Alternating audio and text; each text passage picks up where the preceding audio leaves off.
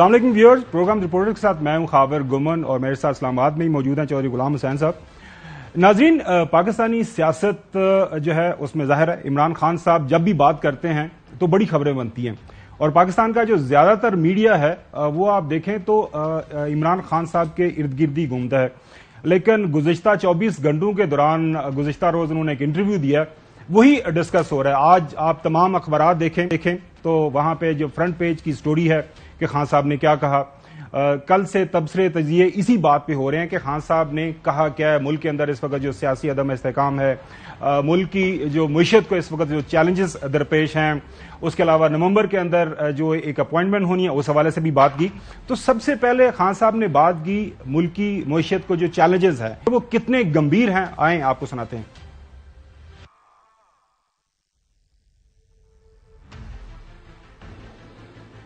अगर मुझे ये कॉन्फिडेंस होता कि ये जो लोग आके बैठे हुए हैं ये मुल्क को स्टेबलाइज कर सकते हैं तो मैं इंतजार ही कर लेता। मुझे खौफ है कामरान कि ये उधर लेके जा रहे हैं मुल्क को जो सबके हाथ से निकल जाएगा। मुझे डर है, अगर आईएमएफ कह रहा है, बल्कि एक वर्ल्ड बैंक ने भी एक आर्टिकल या मैंने पढ़ा था, वो भी कह रहे हैं कि पाकिस्तान जिस तरफ अब जा रहा है और जिस तरह की महंगाई और फिर बिजली की और उन्होंने और फूड इन्फ्लेशन की बात कर रहे हैं, वो ये कह रहे हैं कि पाकिस्तान सिविल स्ट्राइफ की तरफ जा रहा है, जिस तरह श्रीलंका के अंदर पब्लिक खुद ही बाहर आ गई। उसके बाद खान साहब बात कर रहे हैं कि उनके पास कुछ आइडियाज हैं कि वो आइन और कवानीन के अंदर रहते हुए मौजूदा हुकूमत को जो है इस बात के ऊपर ला सकते हैं कि वो मुल्क के अंदर इलेक्शन करवाएं। इस हवाले से उन्होंने कौन से आइडियाज के ऊपर बात की, वो क्या है, वो भी आपको सुनाते हैं। हमारे पास बिल्कुल ये ऑप्शन है, हमारी गवर्नमेंट्स है, हम गवर्नमेंट से सारे इस्तीफे दे सकते हैं। मैं जब चाहूं कौम को सड़कों पर निकाल सकता हूं। ये तो कोई मुश्किल काम ही नहीं है, क्योंकि लावा तो पका हुआ है, लोग तो वैसे ही तैयार हैं। फैसला वो है जो कि या तो हम अब पब्लिक प्रेशर डालेंगे, जो मैंने आपको फैसला किया, हम 2-3 हमारे पास आइडियाज हैं, आइन के अंदर रह के करेंगे। फिर खान साहब कहते हैं कि मुझे इलेक्शन की जल्दी नहीं है, लेकिन जो मुल्की हालात हैं उसको सामने रखते हुए मुझे इलेक्शन की अब जल्दी जो है और इलेक्शन जल्दी करवाने हैं। इसके ऊपर क्या कहा खान साहब ने? मुझे कोई जल्दी इलेक्शन की जाती मफादात के लिए नहीं है, क्योंकि हमें तो फायदा फायदा है। इस तरह की मेरी जमात को मुझे मकबूलियत नहीं मिली, ऐसी पॉपुलैरिटी नहीं मिली जो आज है। इनके पास तो अब हाल है ही कोई नहीं, ये तो नीचे जाएंगे कि पाकिस्तान को ये उधर ले जाएंगे। अगर खुदा ना खासा डिफॉल्ट हो जाता है, उसका जो इंपैक्ट आएगा वो कितने साल लगेंगे मुल्क को वापस ट्रैक पे लाने के लिए। मैं इसलिए कह रहा हूं कि इस वक्त पॉलिटिकल स्टेबिलिटी की वजह से इकोनॉमिक स्टेबिलिटी आएगी। जब तक पॉलिटिकल स्टेबिलिटी नहीं आती, इकोनॉमिक स्टेबल नहीं होती। अब मौजूदा जो सियासी तनाव जारी है मुल्क के अंदर, इससे बाहर कैसे निकलना है, मौजूदा हुकूमत से बातचीत किस तरह करनी है, वो शराइत भी खान साहब ने सामने रख दी। मैं बिल्कुल बात करने के लिए तैयार हूं, लेकिन पहले कोई बात तो करे कि इलेक्शन करवाने के लिए तैयार है या नहीं। अगर वो तैयार है फ्री एंड फेयर इलेक्शंस के लिए, उसमें यह भी प्रोविजन हो सकती है कि सिंध के अगर अभी हालात 2 महीने डिले भी कर सकते हैं, कि सिंध का इलेक्शन डिले भी हो सकता है, वो भी हो सकता है। अगर आप फैसला तो करें कि आपने मुल्क को स्टेबिलिटी देनी है या नहीं देनी। सही। अभी तक तो वो बेचारे इलेक्शन का नाम सुन के उनको सांप सूंघ जाता है, उनको तो ऐसा लगता है कि उनको कोई फायरिंग स्क्वाड के सामने तो खड़ा कर सर दिया। आपने दूसरी तरफ कल हमने आपके साथ शेयर किया था ख्वाजा साद रफीक का ट्वीट। वो कह रहे हैं कि हमें लेवल प्लेइंग फील्ड चाहिए, हम गन पॉइंट के ऊपर इमरान खान साहब की बात नहीं मानेंगे। इमरान खान अगर ये समझते हैं कि वो गन पॉइंट के ऊपर इलेक्शन करवा लेंगे तो हम ऐसा नहीं होने देंगे, हमें लेवल प्लेइंग फील्ड चाहिए। ये आप स्क्रीन पे देख सकते हैं कि ख्वाजा साद रफीक साहब ने क्या कहा। आज चौधरी साहब की मुलाकात हुई है खान साहब के साथ बनी गाला, और वहां पे बाकी की आदत भी फवाद चौधरी साहब मौजूद थे, उसके अलावा भी बाकी लोग, शिबली साहब भी वहां पे मौजूद थे, शिबली फराज, सैयद शिबली फराज, फरोख तो अब्बास। चौधरी साहब ये गुज़िश्ता रोज जो खान साहब ने एक इंटरव्यू दिया उसके ऊपर मुख्तलिफ नू इकसाम के जो तबसरे तजज़िये हो रहे हैं, हर कोई अपनी मर्जी का उसके ऊपर तबसरा कर रहा है, मर्जी की खबर निकाल रहा है। कोई कहता है कि जी बातचीत हो गई है, डील हो गई है एस्टैब्लिशमेंट के साथ, कोई ये कहता है कि जी खान साहब ने جس طرح جو پی ڈی ایم کے لوگ ہیں وہ ہم آگے سنائیں گے بھی، وہ کہہ رہے ہیں کہ جی چونکہ آرمی چیف کی جو اپوائنٹمنٹ ہے اس کو متنازع بنانے کے لیے خان صاحب یہ سارا کچھ کر رہے ہیں، یہ ایک سیٹ اپ تھا انٹرویو، اس کے اوپر بھی بات ہوئی. تو آپ کو کیا سمجھ آئی آج خان صاحب سے ملاقات کرنے کے بعد، جو کل جو انہوں نے انٹرویو دیا اس کے اوپر؟ متنازع بنا رہے ہیں، کون کہہ رہی ہے؟ یہ خواجہ آصف صاحب نے یہ کہا ہے، انہوں نے یہ کہا ہے. اگر ہمارے پروڈیوسر صاحب اگر سنا سکیں خواجہ آصف صاحب نے کیا کہا جو ہے کل کے انٹرویو کے حوالے سے. بالکل ہمارا رائٹ ہے اور یہ رائٹ انشاءاللہ تعالی ہم ایکسرسائز کریں گے، وقت آنے پہ ایکسرسائز کریں گے. سینکٹری کو اس پوسٹ کو یا اس پروسیس کو یا اس انسٹیٹیوشن کی سینکٹری کو خدا کے لیے جو ہے اس کو سوائل نہ کریں. میں اپیل کرتا ہوں یہ نہ کریں اس طرح کی. ویسے جوئی صاحب ہمارے پاس اور بھی سارٹس ہیں پی ڈی ایم کے مختلف لیڈران کی طرف سے جنہوں نے کل انٹرویو کے اوپر بات کی، اگر آپ سننا چاہتے ہیں وہ بھی ہم سنا سکتے ہیں. کیا وہ چلیں بعد میں آپ کو سناتے ہیں. فی الحال آپ سے ہم سننا چاہیں گے کہ آپ نے جو خان صاحب سے آج ملاقات کی، آپ کو کیا سمجھ آئی خان صاحب کی؟ خان صاحب کیا کہہ رہے ہیں؟ ان کا تو سیدھی بات ہے، بالکل ریلیکس بیٹھے ہیں. وہ اس کی کلر کا وہ سوٹ پہنا ہوا تھا، اس کے اوپر میچنگ انہوں نے واسکٹ پہنی تھی. پرویز خٹک مل کے گئے، اسد کیسر گئے، کوئی امریکہ کا وفد، کوئی ادھر کا وفد، کوئی پاکستانیوں کا. تو مطلب he was full of his, یعنی مطلب ان میں جو ان کا جو ہوتی ہے نا. ویسے تو صاحب جب بھی ہم ان سے ملتے ہیں ماشاءاللہ وہ ہمیشہ ہی کانفیڈنس میں ہی نظر آتے ہیں. ہم تو 10-15 سال سے مل رہے ہیں نا. میں اس کی بنیاد پر کہہ رہا ہوں کہ آج ابھی چند منٹ پہلے جو میری میٹنگ ہوئی ہے میں اس کا بتا رہا ہوں کہ ان کو میں نہیں کسی جگہ پریشان یا انڈر پریشر یا کوئی ایسی نظر نہیں آئی چیز.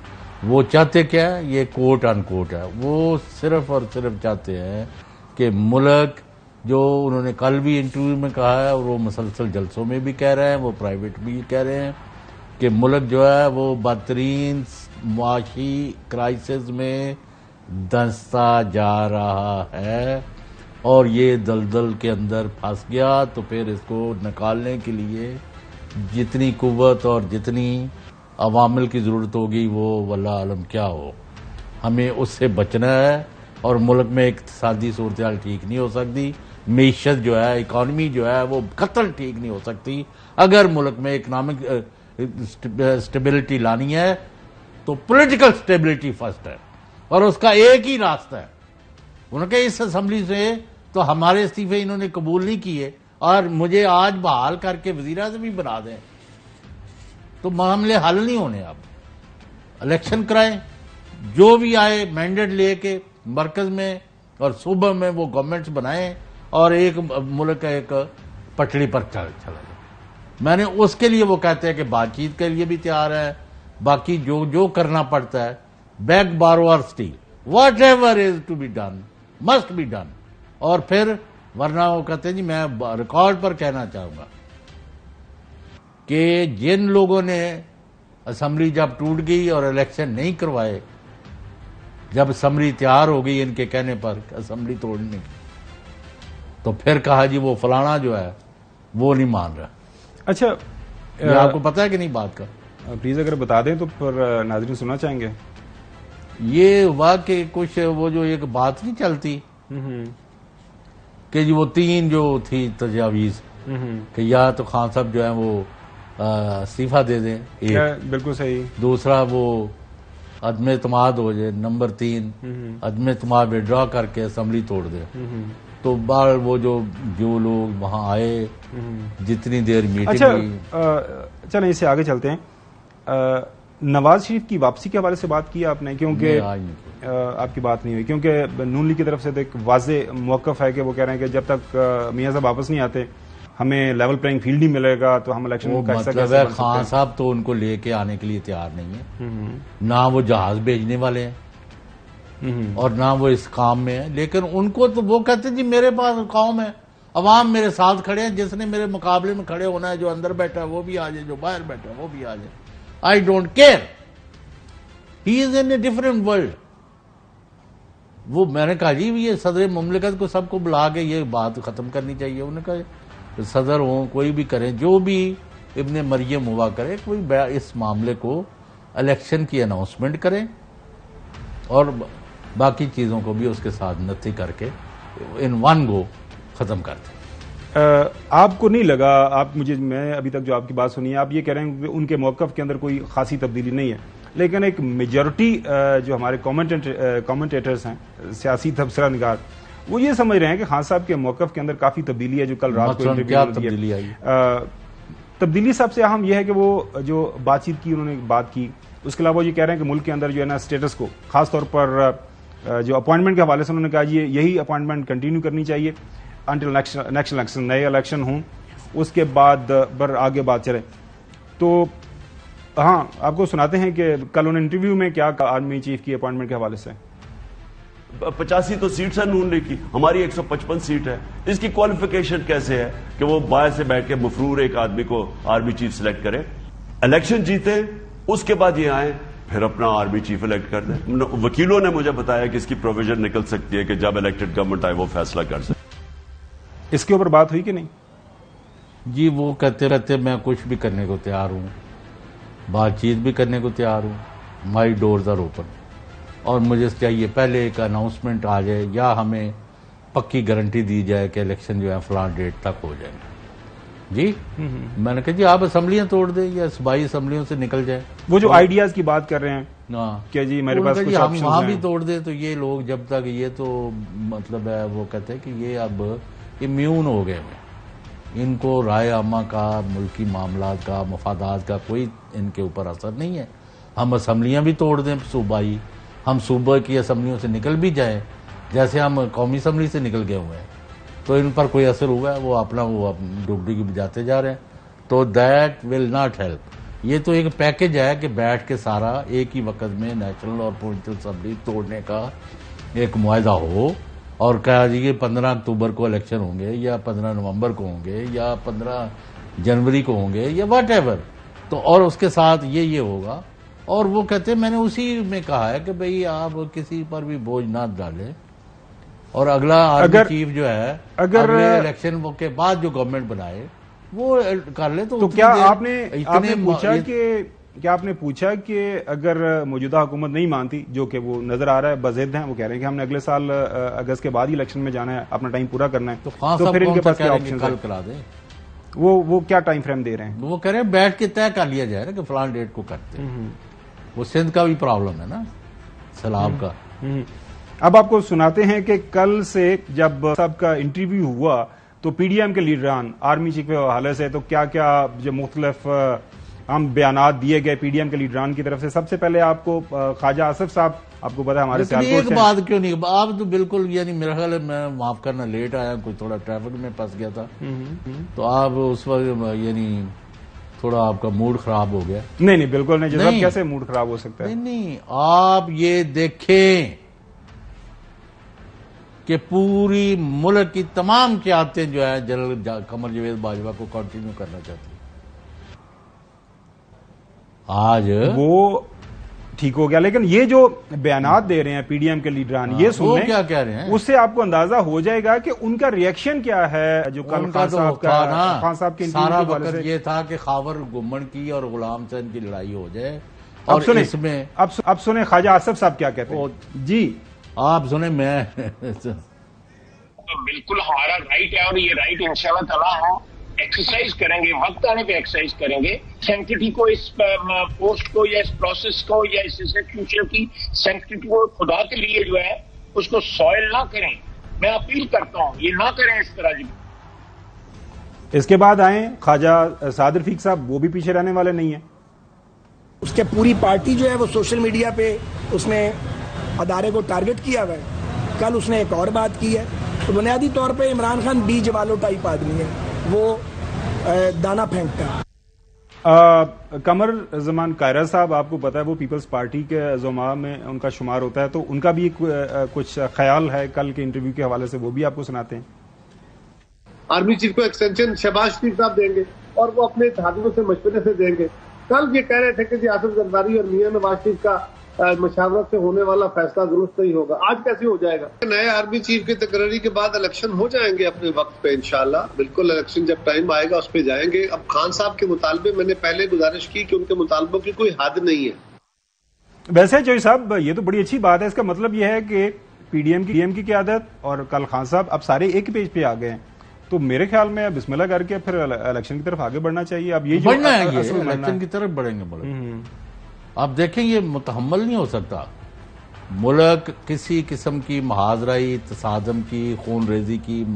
میں نے آپ کو پہلے بھی کہا جب 2 لاکھ خواتین اور بچے جو ہے آگے پنڈی سے اسلام آباد کی مارچ کریں گے تو کس مائی کے لال میں ہمت ہے کہ ان کو توڑ سکے؟ طاقت کے زور پر توڑ سکتا ہے کوئی کوشش کرے گا. چھوٹے چھوٹے شیرخوار بچے لے کے آ جاتی ہیں مائیں، 1 مہینے کا بچہ اٹھایا ہوا ہے، 6 مہینے کا اٹھایا ہوا ہے، اور وہ جلوس اور جلسے میں بیٹھے ہوئے ہیں اور کئی گھنٹے بیٹھی ہوئی ہیں. یعنی وہ فیض آباد سے اس طرف جا رہی ہیں، کون روکے گا؟ ہلکے خدا کے سامنے تو بند نہیں باندھا جا سکتا. یہ خواتین اور بچوں کا کیا سر، خواتین ہوں مرد ہوں انسان ہیں، پاکستانی چلو یار آپ کا سب کو اگرچہ مردوں کا تو چلو کہہ رہے ہو کہ جی وہ مردانہ وار مقابلہ کر رہے تھے جی تو بڑی خوفناک صورتحال ہے، اس سے بچیں. اچھا، کل خان صاحب نے اپنے انٹرویو میں ایک یہ میرے خیال میں ایک اچھی بات کی جس کو لے کے مختلف جو ہمارے اگین مبصرین ہیں وہ یہ کہہ رہے تھے خان صاحب کی لڑائی ہوگی، خان صاحب اب عدلیہ کے ساتھ بھی لڑنے جا رہے ہیں. خان صاحب نے کل اپنے انٹرویو میں یہ کہا کہ اگر مجھے اس دن کورٹ میں بولنے کی اجازت دے دی جاتی تو شاید ہم یہ اسی دن مسئلہ حل ہو جاتا. آپ کو سناتے ہیں کہ خان صاحب نے کیا کہا. اصل میں تو جواب میں معافی مانگنے کا طریقہ ہے نا. میں نے کہا میں ریگریٹ کرتا ہوں، کوئی چیز بری لگی ہے تو میں واپس لے لیتا ہوں. اور جب مجھے پتا چلا کہ وہ اس سے زیادہ آگے جانا چاہتے ہیں تو اصل میں نے ان کو کہا بات کرنا چاہتا ہوں. مجھے موقع ملتا تو میں شاید وہ کہہ دیتا جو وہ چاہتے تھے. انہوں نے مجھے موقع بات کرنے کا نہیں دیا. میں عدالتوں کی عزت کرتا ہوں ہمیشہ کی. میں جیل میں گیا آزاد عدالتوں کے لیے، واحد پولیٹیکل لیڈر تھا جس کو انہوں نے جنرل مشرف نے جیل میں ڈالا. میرے خیال میں جو صاحب یہ جو ساری ہم نے بات چیت سنی ہے، انٹرویو سنا ہے، آپ کی آج جو ملاقات ہوئی ہے، جو پی ڈی ایم کے لوگوں کے جو بیانات آپ کو ہم نے سنائے ہیں، دیکھیں واحد حل تو الیکشن ہی ہے. اس کے علاوہ ملک کے اندر جو ہے سیاسی استحکام خاور گمن پیدا نہیں ہو سکتا. خان صاحب کا یہ خیال ہے، میں بار بار کہہ رہا ہوں آپ کو، آپ بھی نوٹ کر لیں. عمران خان یہ سمجھتے ہیں کہ پی ٹی آئی اور پاکستان کے عوام جو پوری دنیا میں پھیلے ہوئے ہیں، انہوں نے جس طاقت کا، جس مضبوطی کا، جس کنوکشن کا اور جس عزم اور ارادے کا اظہار کیا ہے، نہ موسم دیکھا ہے، نہ گرمی، نہ سردی، نہ شدت، نہ کمی، نہ بیشی، نہ ڈنڈے، نہ گاڑیاں، نہ گولیاں، نہ کوئی. ان کے سامنے کوئی نہیں ٹھہر سکتا. ان کا یہ ویو ہے. میرا خیال جو یہ ہے کہ اور یہ جب جلدی اگر الیکشن نہ اناؤنس ہوئے، یہ پہلے تو لوگ فلڈ کے مارے ہوئے ہیں، ملک تباہ ہو گیا. آپ کو پتہ ہے سبزی کتنے کے بک رہی ہے اب، اور آٹا کدھر چلا گیا، اور کئی چیزیں دستیاب نہیں ہیں. ابھی تو پورا پتہ بھی نہیں ہے کہ کتنا علاقہ ڈوبا ہوا ہے. چلو صاحب دیکھیں، خان صاحب نے جو کل انٹرویو کیا ایک واضح انہوں نے ایک فریم ورک دیا، واضح ایک انہوں نے وے فارورڈ دیا، لیکن مسئلہ وہیں پہ آ جاتا ہے کہ اس وقت جو حکومت موجود ہے کیا وہ اس بات پہ راضی ہوگی؟ کیا وہ خان صاحب کے جو مطالبات ہیں ان کو سامنے رکھتے ہوئے راضی ہوں گے؟ گورنمنٹ کے راضی یا نہ راضی کو کون مان؟ میں آپ کو خبر دیتا چلوں کہ میرے پاس جو اطلاعات ہیں، اب پی ڈی ایم کے جو لوگ ہیں، پی ڈی ایم کے رینکس کے اندر اس وقت کافی پریشانی ہے. خاص طور پر جو کل کا انٹرویو خان صاحب کا ہے وہ اس کے بعد سے پریشانی کیا ہے کہ خان صاحب نے سارے معاملات کھول کے رکھ دیے. یہ ہوتا ہے نا کہ ٹیبل کے اوپر اپنے سارے کارڈز رکھ دیے کہ آپ جو بھی کرنا چاہتے ہیں ملک کے اندر، جو بھی آپ نے فیصلے ان کی جو لڑائی کرانی تھی نا تو آپ نے، وہ ان کا سارا وہ آپ فیصلے کریں، پٹ ہو گیا. فیصلے کریں اور عوام کے پاس چلے جائیں، عوام کے پاس جا کے پوچھ لیں کہ عوام کیا چاہتے ہیں. تو میرے خیال میں اب تو آئی ایم ایف کی رپورٹ ہو، باقی جو انٹرنیشنل میڈیا سے آپ کو تبصرے تجزیے مل رہے ہیں وہ یہی ہے کہ پاکستان میں جب تک سیاسی استحکام پیدا نہیں ہوگا، ملک کا جو ہے جو معاشی اس وقت جو ملک کو معاشی چیلنجز جن کا سامنا ہے وہ آپ کامیابی سے ان کو حل نہیں کر پائیں گے. امید یہی ہے اور ہم امید کرتے ہیں کہ ہمارے پی ڈی ایم کے لیڈران بھی جو ہے خان صاحب کی یہ جو ایک اوپن آفر ہے، ایک اولو برانچ جسے آپ کہہ سکتے ہیں، اس کے اوپر اچھا ریئیکشن دیں گے. بریک کے بعد ہم آپ کو بتائیں گے کہ جو ہمارے چیلنجز ہیں اور اس وقت ہم کہاں پہ کھڑے ہیں اور آنے والے دن کے اندر ہمیں کن مسائل کا سامنا ہو سکتا ہے. Welcome back. ناظرین آپ کو بتاتے ہیں کہ اس وقت پاکستان کے اندر جو معاشی صورتحال ہے وہ کیا ہے. اس وقت پاکستان کا جو ٹوٹل قرضہ ہے وہ 56,000 سے زیادہ ہے. بیرونی قرضہ جس میں 24,000 سے زیادہ ہے, اندرونی قرضہ 32,000 ہے. مالی سال 2022 کے دوران جو واجب الادا جو ہمارے قرضہ تھا مختلف, جس میں آئی ایم ایف کی ساتھ بھی شامل تھی, اس میں پرنسپل اگر انٹرسٹ بھی شامل کریں وہ 5,548 ارب روپے تھا. یہ سارے ارب روپے ہیں جو میں نے ابھی پہلے آپ کو بتایا. پاکستان کی جو موجودہ فورن ایکسچینج ذخائر ہیں وہ 14 ارب ڈالر کے سے تھوڑے سے زیادہ ہیں. اوورسیز پاکستانی سے ہمیں پیسے مل رہے ہیں جنہوں نے 2.7 ارب ڈالر جمع کروائے 2022 میں. 5 سپٹمبر تک جو روشن ڈیجیٹل اکاؤنٹ ہے اس میں ہمیں 5 ارب ڈالر سے زائد رقم اس وقت مل چکی ہوئی ہے. یہ ہے ہمارا اس وقت جو اگر آپ ہماری معیشت ہے اس کی یہ صورتحال ہے. ہماری جو موجودہ سیلاب آئے ہیں پاکستان میں, اس حوالے سے جو انٹرنیشنل میڈیا اس وقت جو رپورٹ کر رہا ہے, خاص طور پر نیو یارک ٹائم یہ کیا کہتا ہے؟ نیو یارک ٹائم یہ کہتا ہے کہ اس وقت سیلاب کی جو تباہ کاری ہیں اس کی وجہ سے لاکھوں لوگ بے گھر ہیں. اسی کے ساتھ ساتھ ملک کی جو آدھی سے زیادہ جو کاٹن کی فصل ہے وہ تباہ ہو چکی ہوئی ہے. سندھ میں صرف ناظرین 80% رقبے پر کاشت کردہ جو کاٹن ہے, چاول, پیاز اور ٹماٹر, تمام فصلیں تباہ ہو چکی ہوئی ہیں. سیلاب زدہ علاقوں میں اب گندم کو کاشت کرنا, آنے والے دنوں کے اندر ظاہر ہے گندم کو کاشت کیا جانا ہے. کل خان صاحب نے بھی یہ بات کی اپنے انٹرویو کے دوران کہ اصل جو امپیکٹ ہے موجودہ جو سیلاب ہے اس کا ہماری جو فوڈ سیکیورٹی پہ آنے والے جو ہے مہینوں کے اندر آپ کو نظر آئے گا. اس کے لیے کیا کرنا ہے, یہ نیو یارک ٹائم کے اندر یہ سٹوریز چھپی ہیں, الجزیرہ کے اندر یہ سٹوریز چھپی ہیں, اسی کے ساتھ ساتھ بلومبرگ کے اندر بھی یہ ساری جو پاکستان کے اس وقت سیلابی حالات کے حوالے سے جو ہے بلومبرگ یہ کیا کہہ رہا ہے کہ پاکستان میں اس وقت 10 ارب ڈالر کا نقصان ہوا ہے. اور یوکرین جنگ کی وجہ سے بھی پاکستان کو جو خوراک کی سپلائی کے مسائل وہ بھی ہمارے سامنے ہیں. اب انٹرنیشنل لیول کے اوپر جو آئل پرائسز ہیں وہ بھی آپ کے سامنے ہیں اور خوراک کی قیمتیں وہ بھی بڑھ رہی ہیں. تو پاکستان کے اندر اس وقت کمائی کا تو کوئی رستہ نہیں ہے. ہمارے پاس ظاہر ہے آپ کرنٹ اکاؤنٹ ڈیفیسٹ دیکھ لیں, پاکستان کا ٹریڈ جو ہے ڈیفیسٹ دیکھ لیں, وہ بھی دن بدن بڑھ رہے ہیں. تو یہ جو تمام مسائل ہیں ان کو سامنے رکھتے ہوئے جو مفتاح اسماعیل صاحب نے کیا کہا, آیا آپ کو سناتے ہیں. سندھ کی پوری کاٹن ڈسٹروائے ہو گئی ہے. اس کے علاوہ آپ کا رائس جو ہے اس کا 2/3 سندھ کا کراپ ڈسٹروائے ہو گیا ہے. 20% شوگر کین کراپ ڈسٹروائے ہو گیا ہے.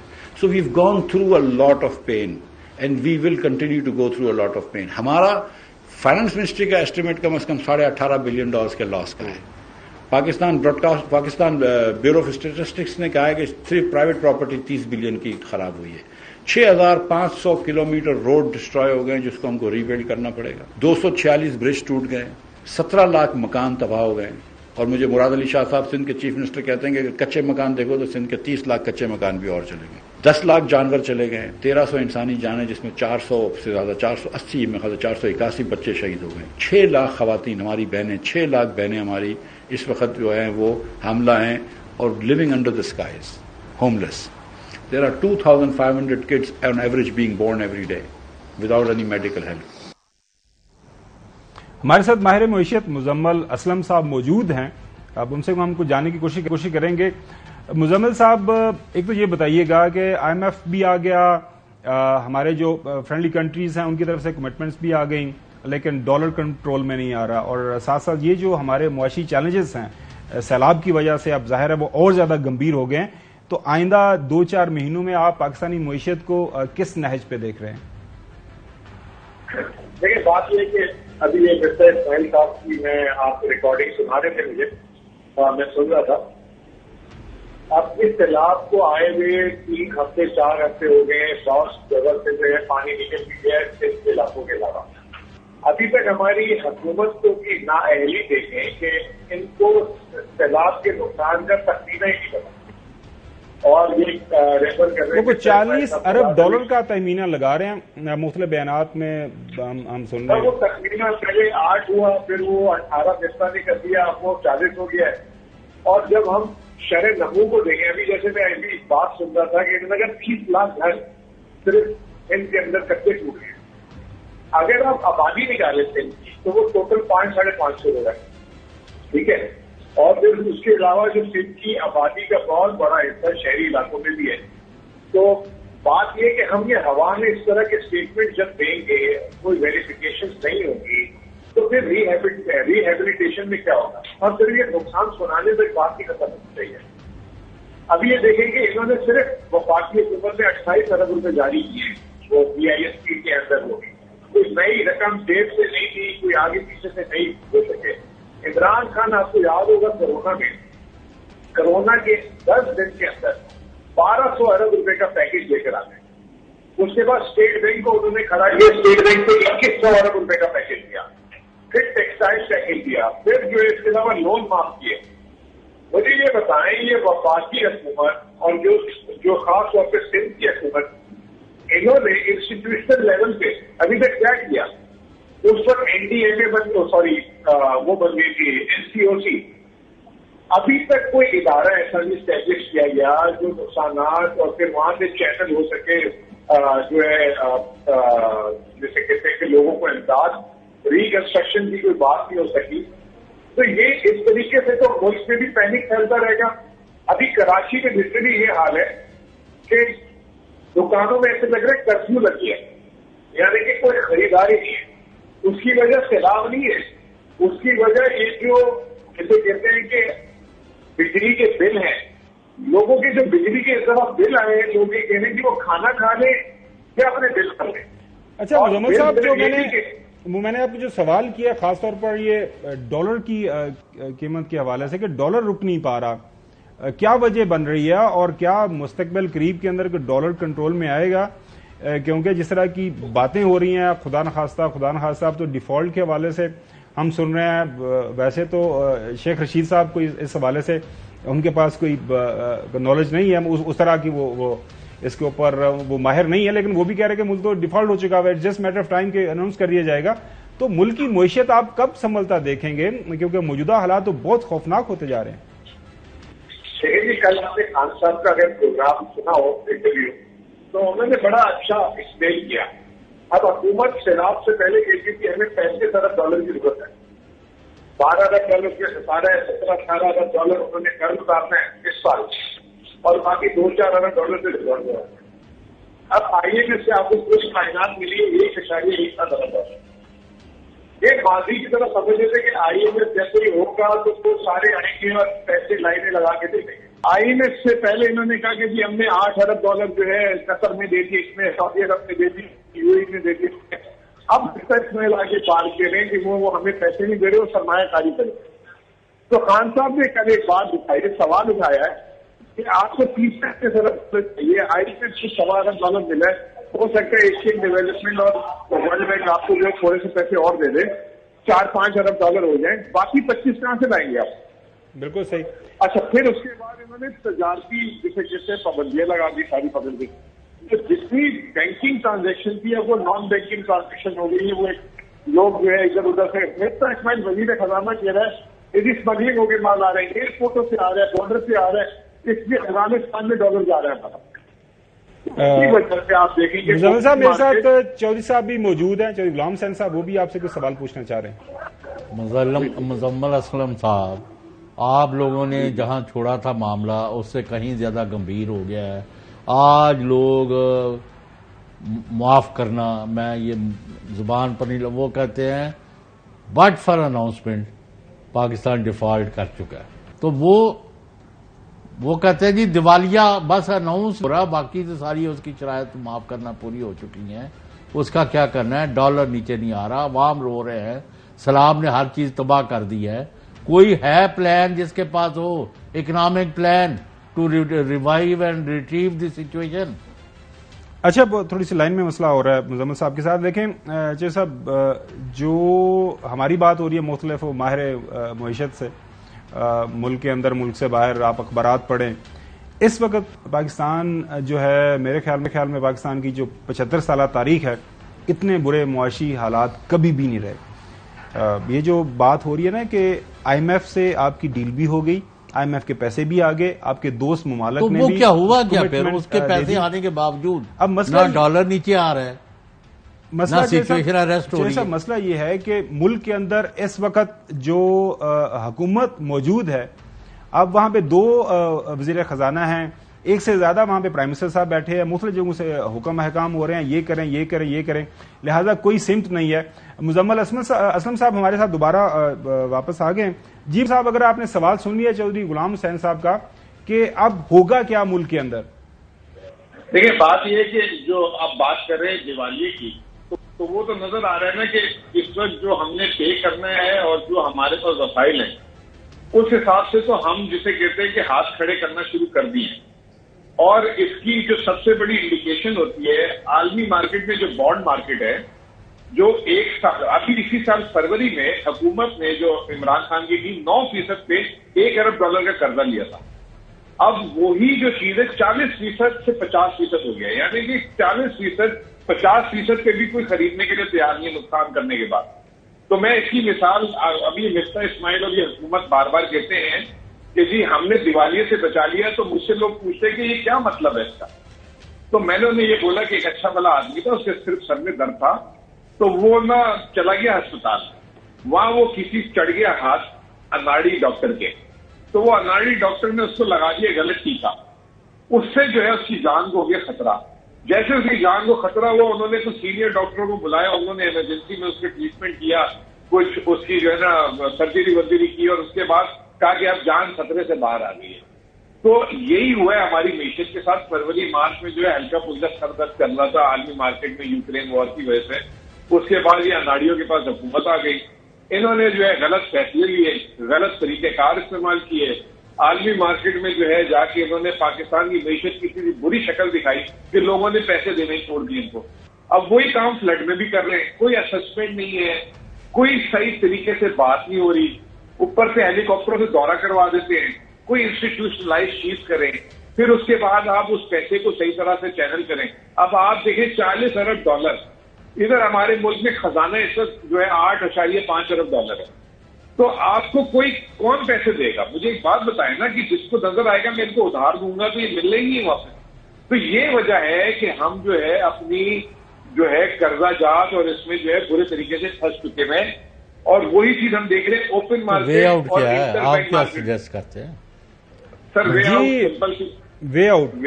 وے آؤٹ سمپل سا یہ ہے کہ کریڈیبلٹی ایشو آ رہا ہے ان کو, جو ابھی جو کہہ رہے ہیں کہ ہم نے $8 ارب کی قطر ان سے لی تھی, وہ بھی پیسے نہیں آئے, ٹھیک ہے نا. تو کریڈیبلٹی ایشو ہے, اللہ تعالیٰ نے امتحان میں اس وقت ڈالا ہوا ہے.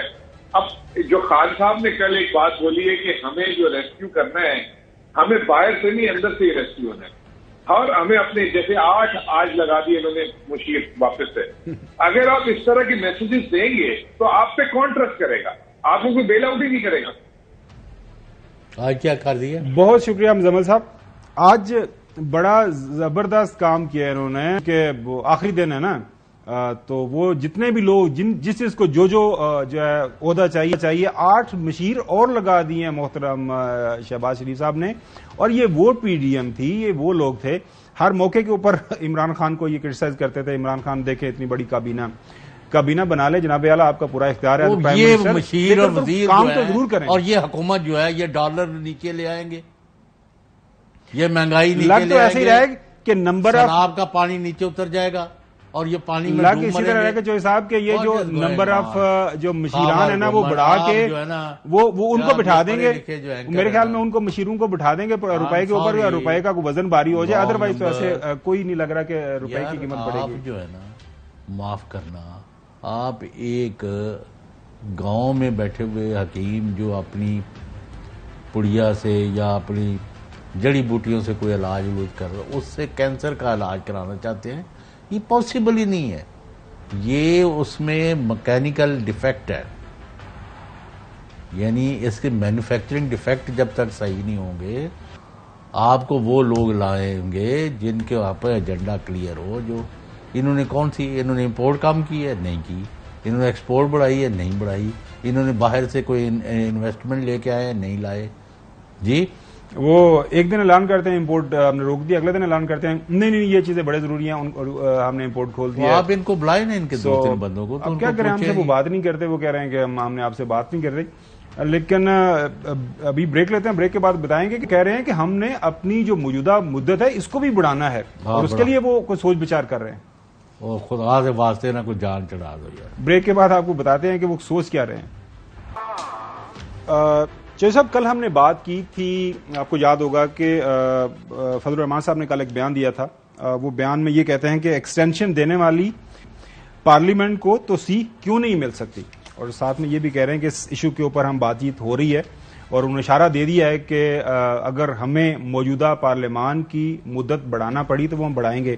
اس حوالے سے جو آئین پاکستان یہ کہتا ہے، آرٹیکل 232 ہے کہ اگر صدر پاکستان مطمئن ہوں، وہ یہ سمجھتے ہوں کہ ملک کے کسی بھی حصے کے اندر حالات ایسے ہیں کہ وہاں پہ جو ہے ایمرجنسی لگائی جا سکتی ہے، کسی صوبے کے اندر تو وہ لگا سکتے ہیں، لیکن اس کی شرط یہ ہے کہ موجودہ وہ اسمبلی ہے اس صوبے کی، وہ اس کے اوپر ایک قرارداد جو ہے پاس کرے، میجورٹی وہاں سے۔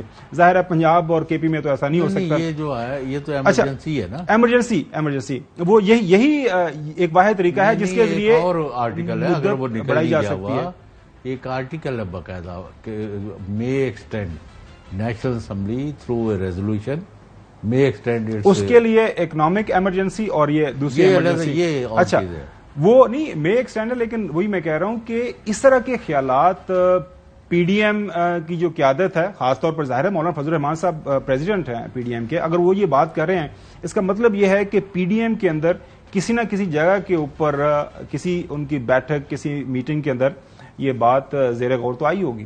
نہیں تو وہ اگر 2-2.5 سال ان کو ویسے ہی مل جائے، وہ کیسے الیکشن جیتے بغیر؟ وہ کیسے الیکشن یہی نا، 1 سال یہ اور 1 سال اور 6 مہینے اور بھی بڑھ سکتی ہیں۔ ہاں بالکل 6 مہینے بڑھ سکتے ہیں۔